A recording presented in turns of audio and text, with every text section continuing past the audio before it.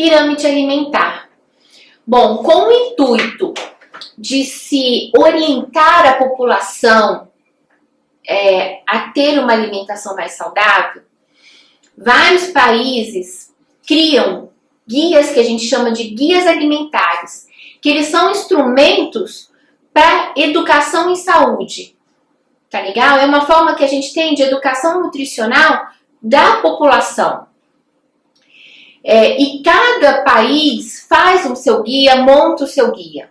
Tá joia? A alimentação e nutrição adequadas constituem requisitos básicos para a promoção e proteção da saúde e para o desenvolvimento sustentável. A Organização Mundial da Saúde, ela destaca a necessidade de melhorias nos padrões mundiais de alimentação para prevenção, em especial de doenças crônicas não transmissíveis. Vamos citar aqui duas doenças crônicas que não são transmissíveis, a diabetes e a hipertensão arterial sistêmica.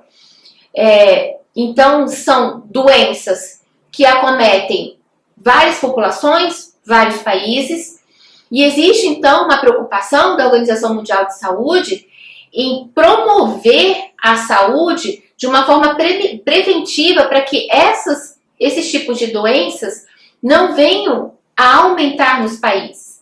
E aí, como eu falei para vocês, cada país monta o seu guia.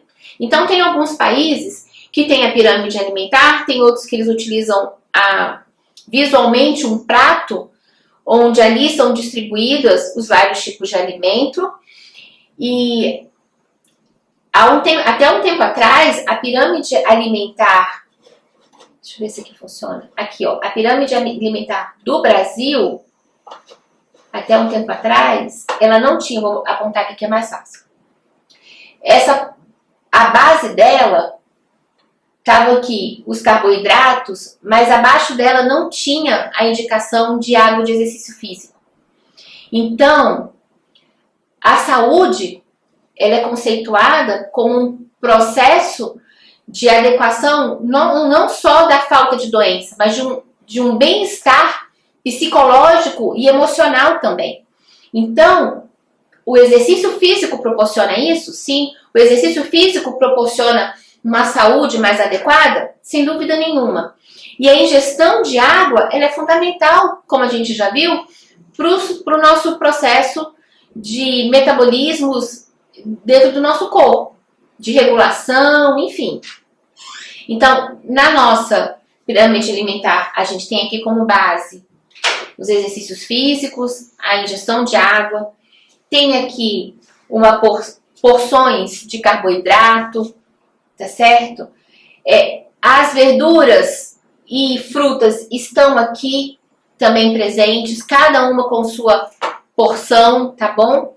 A gente indica que para um indivíduo saudável, a gente precisa ofertar pelo menos 3 porções de frutas ao dia. E a gente percebe que a alimentação do brasileiro é muito pobre em frutas. Temos aqui também a parte de proteínas, tá certo?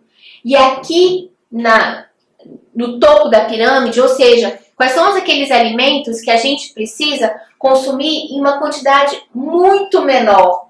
Estão os açúcares e estão os óleos, tá certo? Então, o que a gente tem? A base são aqueles alimentos onde a gente deve ter um número de porções maior, mas também com qualidade, tá certo? E à medida que a pirâmide vai afunilando, as quantidades também vão diminuindo. E aí percebam que frutas e verduras, elas devem ser, para que a gente possa ter aquela quantidade pequena, mas necessária, a gente precisa consumir uma quantidade maior. Prosseguindo. E aí nós chegamos no nosso sistema digestório. O sistema digestório, ele é um tubo oco, muscular, que começa na boca e termina no ânus. Ele possui glândulas anexas, como o fígado, a vesícula biliar e o pâncreas. O fígado, eu costumo dizer que ele é a nossa grande indústria, porque tudo aquilo que a gente come, que vai ser absorvido no nosso sistema digestório, ele vai ser metabolizado no fígado. Por isso também o fígado é um alimento tão rico, porque todos os nutrientes estarão presentes no fígado. A vesícula biliar, ela vai ser responsável em produzir a bile, que é extremamente importante para emulsificar as gorduras, e ela participa então nessa digestão dos lipídios para que eles possam ser absorvidos. E o pâncreas, que é uma outra glândula anexa, que produz várias enzimas que vão participar do processo digestório. Na boca, os alimentos eles são triturados pelos dentes, fazendo com que os tornem menores e assim melhore a atuação da saliva e de outras enzimas. A digestão dos carboidratos ela começa na boca, através da amilase salivar. Então, professora, dos nutrientes que você nos ensinou, qual que começa na boca? É o carboidrato, tá bom? A digestão ela começa na boca com carboidrato, ela vai continuar no estômago com a digestão de carboidratos, proteínas e lipídios.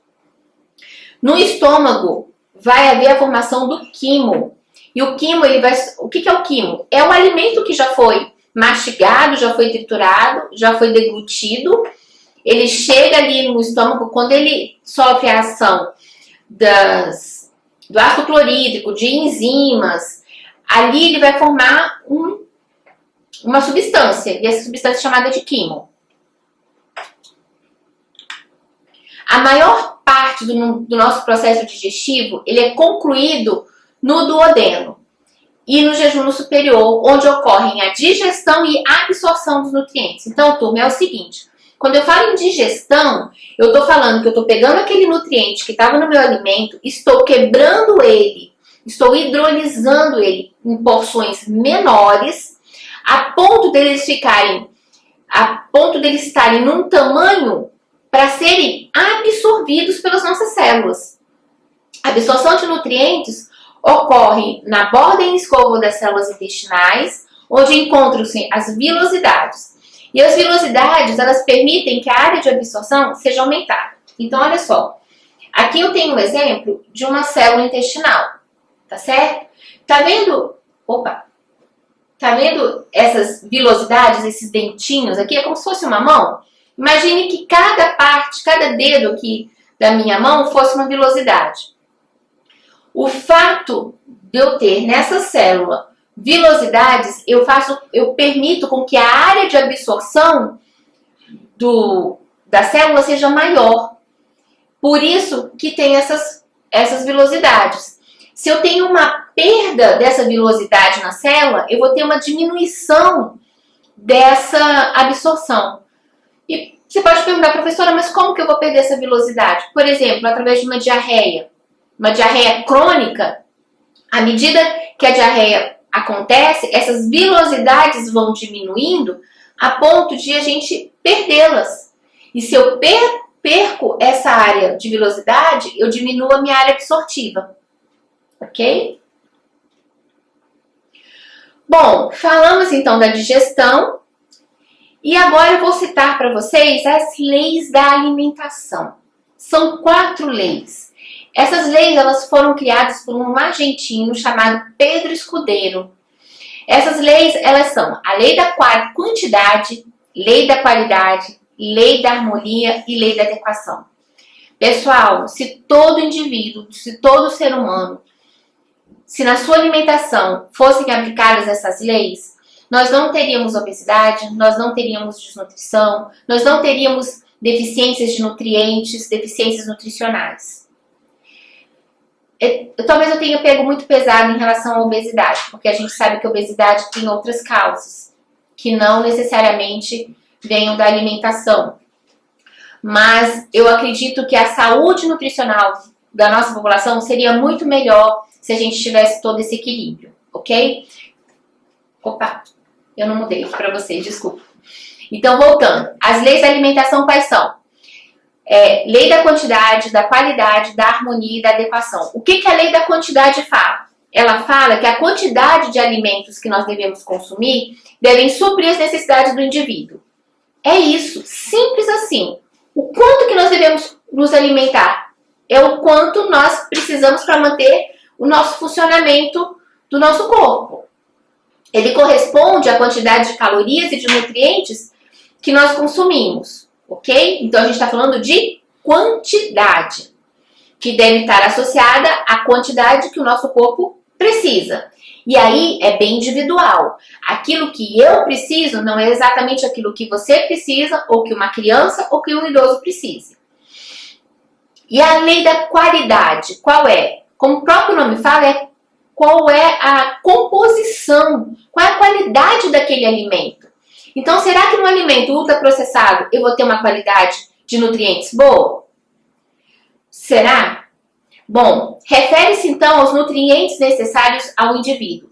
Uma alimentação completa inclui todos os nutrientes para a formação e manutenção do organismo. As refeições devem ser variadas, contemplando todos os grupos de nutrientes para o bom funcionamento do corpo. E a lei da harmonia? A lei da harmonia diz que a distribuição e a proporcionalidade entre os nutrientes deve resultar em equilíbrio. Já falei várias vezes em equilíbrio aqui para vocês, não é isso? Então, eu tenho que ter uma proporção. Eu não posso comer muito mais carboidrato do que proteína e lipídio, entende? Eu tenho que ter tem que ser adequada essa proporção. Se eu tiver um excesso de um nutriente, eu posso desregular todo o metabolismo. Então, é o seguinte, os excessos não fazem bem a ninguém, tá certo? Eu preciso ter equilíbrio. Qual é a lei da adequação? A lei da adequação diz que a alimentação deve adequar às necessidades de organismo de cada indivíduo. Já tinha comentado isso com vocês. E especificidades de quem está consumindo. Então, cada indivíduo tem uma necessidade de acordo com a sua idade, com a sua faixa etária, e de acordo com o seu sexo também, tá certo? E o que seria, então, o estado nutricional? Para que a gente fala de leis da alimentação? Aonde vai refletir uma alimentação adequada, equilibrada, com qualidade e quantidade? Vai refletir no nosso estado nutricional. O estado nutricional do indivíduo, ele será definido através da análise de vários indicadores de uma avaliação nutricional. Então, eu tenho aqui uma avaliação nutricional, eu vou ter uma interpretação de indicadores, como, por exemplo, índice de massa corporal. Eu vou avaliar o que o paciente, de fato, se alimenta, como é que é a constituição. Vou verificar os exames laboratoriais dele. E, através desses indicadores, eu vou chegar a um diagnóstico nutricional que vai me falar se o estado nutricional desse paciente está ok, está normal ou não. E, através disso, eu vou promover um plano de intervenção nutricional. Professora, nós vamos fazer isso? Isso daqui compete ao profissional nutricionista, tá legal? Mas eu tô passando isso para vocês porque vocês vão pegar, muitas vezes, pacientes que estejam com estado nutricional não adequado, que a gente chama, o estado nutricional normal, a gente chama de eutrófico, tá bom? E um dos indicadores mais simples que a gente utiliza para identificar o estado nutricional é o IMC. Todo mundo aqui já deve ter calculado um dia na vida o índice de massa corporal, não é não? Então, o IMC, o que significa? É um cálculo que a gente faz do peso da pessoa, que a gente chama de massa corporal, na verdade, dividido pela sua altura ao quadrado, tá joia? E aí, nós pegamos esse resultado do IMC e verificamos numa tabela qual é a classificação do estado nutricional desse indivíduo. Se ele apresentar um IMC menor que 16, eu digo que o paciente é um baixo peso grave. Se esse paciente está entre 18,5 e 24,99, eu considero ele como paciente eutrófico. Por outro lado, se esse índice de massa corporal for maior que 40, eu considero esse paciente como uma obesidade de classe 3.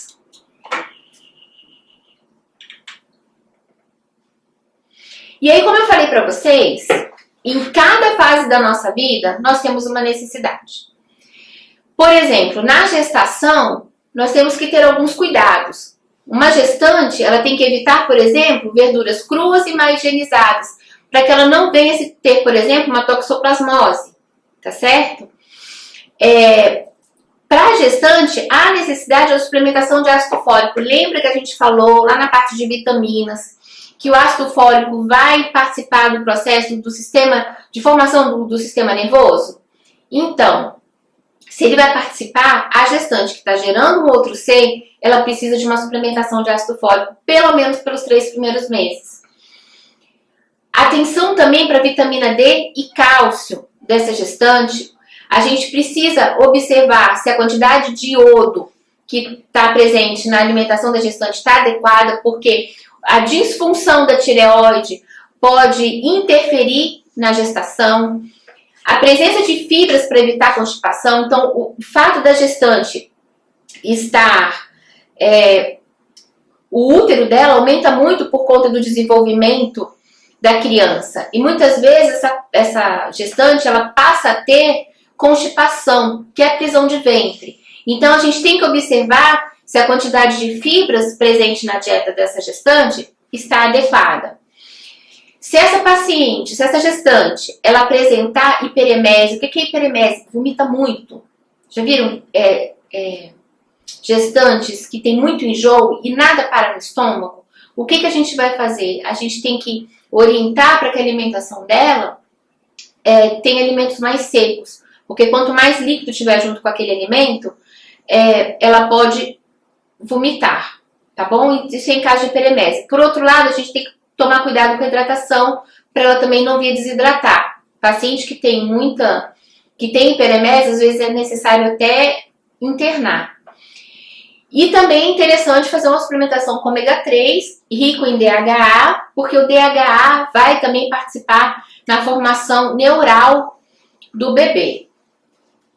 A lactação. Então, a pessoa estava gestante, ganhou o neném e agora ela vai amamentar. Se ela vai amamentar, a gente tem que prestar muita atenção na questão da hidratação, porque a hidratação vai ter um papel importante na produção de leite, para poder favorecer a produção de leite. E as lactantes, elas têm que tomar muito cuidado também com os medicamentos, porque tudo que ela come, ela ingere, passa para o leite. E a alimentação deve ser bem variada, bem rica. Se a gente tiver uma alimentação colorida, bem equilibrada, a gente vai conseguir proporcionar tudo aquilo que o indivíduo precisa. Há um aumento também da necessidade de micronutrientes devido à transferência de vitaminas e minerais da dieta para o leite materno. Então, como o leite materno vai ser a principal fonte alimentar do lactente, a gente tem que ofertar uma quantidade maior de vitaminas e minerais, porque tem que suprir a necessidade da mãe e da criança. E o maior requerimento de vitamina A, D e do complexo B. No primeiro ano de vida, de 0 a 6 meses, a nossa indicação é que aquele bebê ele se alimente única e exclusivamente pelo aleitamento materno. Isso é muito importante. Isso sob livre demanda. O bebê mama quando ele quer. De 0 a 6 meses, a gente não deve dar nem água para a criança, para o bebê, se ele tiver em aleitamento materno exclusivo. A partir dos 6 meses, a gente faz a introdução alimentar, com frutas, com verduras, e a consistência a gente vai aumentando até 1 ano de vida, porque a gente começa com uma papinha raspada, muitas vezes, e aí vai aumentando a consistência à medida que os dentes começam a aparecer, que ele começa a mastigar, até que no primeiro ano de vida ele já possa ter uma alimentação junto com a família. Professor, e aquelas crianças ou aquela mãe que não produz leite suficiente, que precisa ofertar uma fórmula industrializada, uma fórmula infantil. A partir do momento que essa criança não está com o aleitamento materno exclusivo, ela está tomando um leite em pó, ali eu preciso introduzir água, tá certo? Somente para aquela criança que está com fórmula infantil. E a partir de 1 ano de vida, a gente deve evitar oferecer para a criança, até 2 anos pelo menos, o açúcar. Então, vai oferecer um suco, não coloca açúcar não, faz o açúcar da fruta ali mesmo, tá bom? Tenta pegar uma fruta mais docinha, mas evitar o açúcar simples, aquele açúcar de mesa, na alimentação da criança até 2 anos. Até 2 anos, a Organização Mundial de Saúde indica que a criança continue a ser amamentada. Mas além disso, ela já precisa ter, porque o leite já não vai ser suficiente para manter as suas necessidades. Então ela precisa ter café da manhã, almoço, lanche da tarde, jantar e antes de dormir uma mamada se for até 2 anos. Uma alimentação equilibrada para favorecer o crescimento e desenvolvimento. A gente falou muito anteriormente, quando a gente está falando dos nutrientes, que favorecia crescimento, e eu falava, gente, a gente tem que remeter isso à criança, tá certo? Evitar excesso de sal e dar preferência para usar temperos naturais. Aqui tá, então, tudo aquilo que eu comentei com vocês a respeito do primeiro ano, tá aqui demonstrado nesse slide, tá certo? Adolescência. Já é uma outra fase. É aquela fase que o indivíduo deixou de ser criança, mas ele também não é adulto. E essa fase, entre 10 e 19 anos, ali a gente precisa ofertar também, lógico, uma qualidade nutricional de alimentos e bebidas adequadas, evitar o consumo de alimentos que são muito calóricos e com baixo valor nutricional, como aqueles alimentos ultraprocessados, reduzidos em energia. Nutrientes chaves para essa fase são as vitaminas A, D, E, potássio, cálcio e ferro. A gente lembra que ele está naquela fase de estirão, então o osso tende a se alongar, então a gente precisa ofertar essas quantidades desses micronutrientes que vão participar desse momento. O consumo de óleos e açúcares, ele é permitido, mas ele deve se limitar a 2 porções no caso de meninos e 1 porção no caso das meninas. E aí chegamos ao adulto. A gente considera o adulto até 65 anos. A partir daí ele já é idoso. Nós precisamos ofertar um número de porções de cada grupo de alimentos, mantendo sua proporção e variedade, aquela questão das leis que a gente já havia conversado. A dieta deve ser distribuída entre macronutriente e micronutriente. A OMS indica que o valor calórico da nossa dieta, que é o VET, valor calórico total da dieta, deve ficar entre 55 e 75 de carboidrato, de 10 a 15 de proteína e de lipídio de 15 a 30, tendo um consumo adequado de vitaminas e minerais e fibras. Os idosos, a gente pensa, as recomendações são as mesmas do adulto, no entanto, a gente chama atenção para o consumo de cálcio, que deve ser aumentado, de vitamina D, até porque muitas vezes esse idoso ele passa a ter uma perda de massa óssea e de massa magra também. Então a gente precisa ofertar uma quantidade maior de proteína para o idoso, que ele perde músculo muito fácil, mas a gente também tem que ficar preocupado com cálcio, com a vitamina D, com o ômega 3 desse paciente.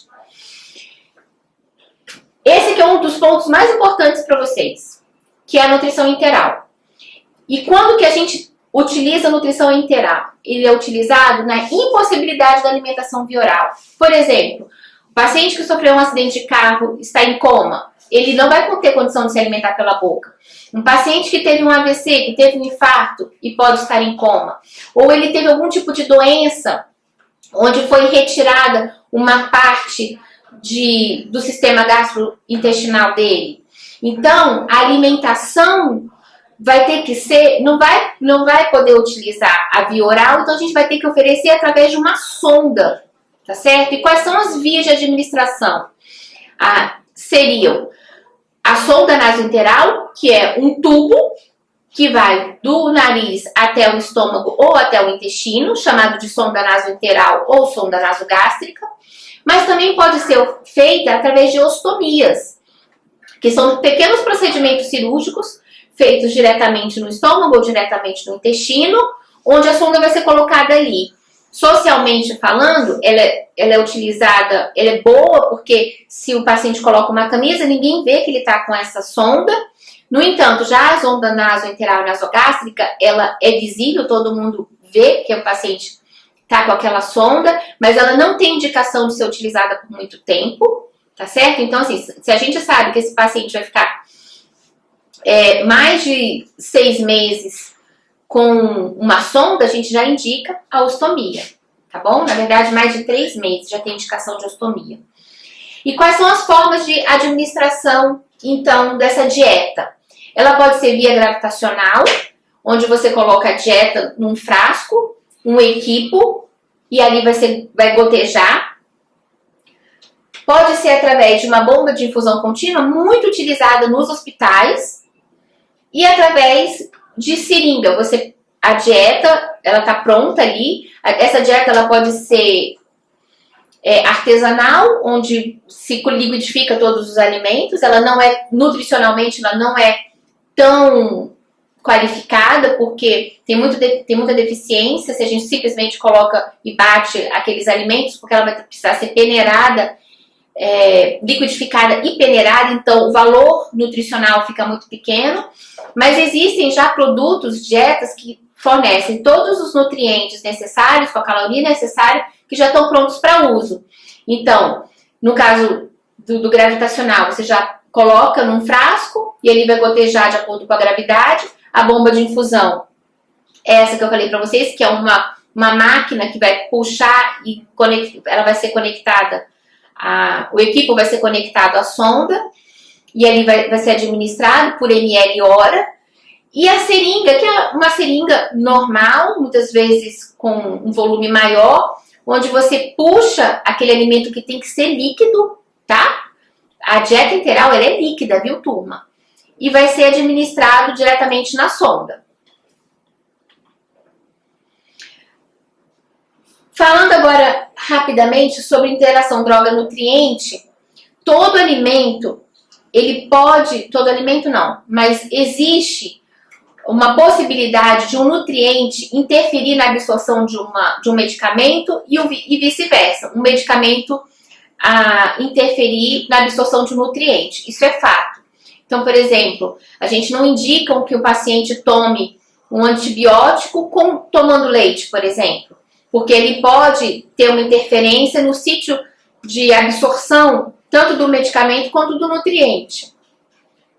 Esse tipo de avaliação, ele é feito pelo farmacêutico, tá certo? É o farmacêutico que analisa qual será essa interação entre droga e nutriente.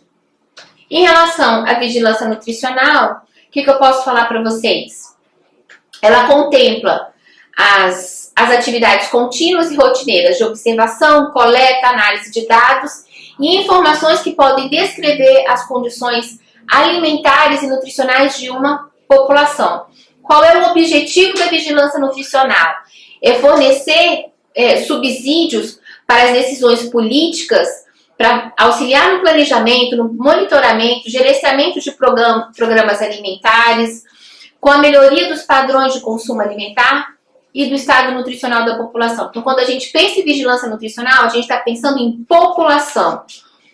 Como vamos avaliar se a população está tendo uma alimentação adequada? Então, são feitas pesquisas e ali são coletados dados e são transformados em informações para que a gente possa fazer programas alimentares para a população. E a alimentação alternativa, o que seria? A alimentação alternativa é aquela ideia de um modo de alimentação diferente das pessoas, por isso chamada de alternativa. Isso implica em modos diferentes de se alimentar, pensar no alimento, podendo incluir restrições de comidas e ênfase em determinados tipos de alimentos. Então, por exemplo, um tipo de alimentação alternativa que a gente ouve muito falar é o vegetarianismo, onde as pessoas que são adeptas ao vegetarianismo, eles não têm nenhum tipo de consumo de alimentos de origem animal. O veganismo, ele vai além do vegetarianismo, porque os veganos, eles praticam uma alimentação alternativa baseada num estilo de vida, como se fosse uma filosofia. Então, eles não só não se alimentam de produtos de origem animal, como eles não usam produtos que sejam feitos com animais, tá certo? Que explorem a vida do animal. E a macrobiota, que é uma alimentação baseada na filosofia chinesa. E ela aborda a energia, ela está envolvida em relação à energia yin yang do alimento, procurando um equilíbrio energético. E também não há o consumo de origem animal nesse tipo de alimentação. Pessoal, muita matéria, né? muito assunto, muita informação, mas eu espero ter contribuído um pouco aí para essa área de nutrição e dietética da formação profissional de vocês. Me coloco à disposição, espero que tenham gostado. Agradeço. Façam os exercícios que eu vou disponibilizar para vocês. Acessem a plataforma. Lá vai ter a aula em PDF, lá vai ter exercícios para vocês poderem estarem fazendo. Muito obrigada e até a próxima.